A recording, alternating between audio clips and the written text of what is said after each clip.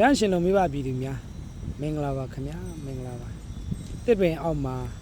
ညီညွတ်ရောင်သင်္ကန်းလေးဆင်မြန်းပြီးတော့ကရုံးကိုပြောင်းအောင်တုံးပြီးတော့လူငယ်တွေစကားပြောတဲ့အတိုင်းပြောရရင်လွင့်နေရတာ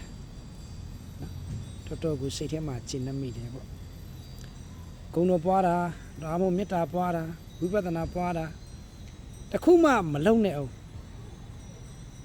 ရဟန်းဘဝလေးနဲ့တစ်ပင်အောက်မှာထိုင်နေရတော့ကိုစိတ်ထဲမှာကျဉ်တ်တယ်ပေါ့9နှစ်တာတိုင်းပြည်ကိုမဖြစ်တဲ့နာမဖြစ်ရလေအောင်ဆဲဆိုမှုတွေရော့ချအောင်နော်ဗတ်စုံနိုင်ငံရေးအခင်းချင်းကြီးကိုထောက်ပြီးတော့မြတ်ဗုဒ္ဓရဲ့လမ်းစဉ်ဖြစ်ထင်းချောင်းပေးတဲ့နေရာမှာစင်ခေါ်မှုတွေအများကြီးကြုံဖြတ်ခဲ့ရပါတယ်မတည်လို့ဒီချင်းတွေရောက်တာရဟန်းဘဝလေးကိုပြန်လည်ရယူနိုင်တာယခုဆိုရင်ရွှေတကုံမှာ6ညကိုကြော်ဖြတ်မှာဖြစ်ပါတယ်9ရက်ပြည့်ရင်9ညပြည့်ရင်ရွှေတကုံကနေပြီးတော့နော်တင်ញိုင်းလေးမှာရဟန်းဘဝလေးဖြစ်9ရက်ဆက်ပြီးအဋ္ဌံပြုမယ်လူဖြစ်ရတဲ့အခိုက်အတန့်လေးရဟန်းဘဝရတဲ့အခိုက်အတန့်လေးမှာတမ်းပြည်ကိုငြိမ်းချမ်းပြီးတော့ဖွံ့ဖြိုးတိုးတက်စေခြင်းလို့သာသနာတော်ကြီးကိုကြီးထက်မကချေပြန့်စေခြင်းလို့မြတ်ဗုဒ္ဓရဲ့အဆုံးအမတွေကိုလူသားတိုင်းခံစားစေခြင်းလို့နော်ဦးဇင်းတို့အသက်နဲ့ထပ်ပြီးတော့ကြိုးစားနေတဲ့နေရာမှာဘသူကမှကျေးဇူးတင်ဖို့မလိုဘူးဆိုတာကိုရဟန်းဘဝလေးနဲ့ပြောကြလိုပါတယ်ကိုကြိုက်လို့ကိုရွေးချယ်တဲ့လမ်း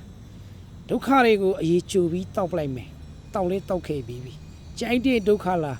ဦးရှင်တို့ကြော်ဖြတ်ခဲ့ပြီးပြီအခုနိုင်ငံတော်သမ္မတကြီးကစလို့ထိပ်ပိုင်းကောင်းဆောင်တွေအားလုံးသိတဲ့အရှင်ကိုရောက်သွားပြီတေဇာသူနေမှာဘူဆန္ဒဝိဝေဆိုတဲ့နော်ဒီစက်ကြီးတွေကိုငငယ်လေးတွေကအဖေကပြောပြခဲ့လို့ဘဝရဲ့ရှင်သန်ရာမှာဘုရားရဲ့အဆုံးအမတွေနဲ့အတက်နိုင်ဆုံးကြိုးစားပြီးရှင်သန်ပြီးတော့အာယူခဲ့ရတယ်ပေါ့စိတ်တမြန်ကြတော့မယ်ဆိုလို့ရှိရင်ဟာလားအစနကမင်းသားသူဝနရှင်ဝေဒန်တရားဒီလိုမြတ်စွာဘုရားပါရမီဖြည့်ကျင့်ခဲ့တဲ့ဘဝတွေအတူယူနမူနာယူပြီးတော့တိုင်းပြည်နဲ့သာသနာတော်ကြီးအတွက်စัจ java လာကြီးထိသွားလို့ရတဲ့ဗုဒ္ဓသာသနာနှုတ်ခအသင်းကြီးကိုရွှေရီကုံရဲ့တောင်ဘက်မုတ်ဖြစ်တဲ့ဒီနေရာကနေမျိုးစီချခဲ့တဲ့လွန်ခဲ့တဲ့နှစ်ကစုံလာပြီနေ့ကနော်လာမဲ့ကစုံလာပြီရောက်ရင်ဒီနှစ်ပြည့်ကာပြီနော်တီတူဆရာတော်ဘုရားကြီးကိုလည်းစာအုပ်ဖွဲ့စည်းပုံစာအုပ်ဆက်ကခဲ့ပြီးဖြစ်တယ်လို့နိုင်ငံတော်ကိုလည်းပဲမှတ်ပုံတင်ထားပြီးဖြစ်တယ်ဆိုတာကိုလေးနက်တင်ပြပြီးရင်ဖြစ်ကျေးဇူးတင်စရာမလိုပါဘူးကိုကြိုက်လို့ကိုရွေးချယ်တဲ့လမ်းနော်မြတ်ဗုဒ္ဓကိုစာနမူနာယူပြီးတော့ဆက်လက်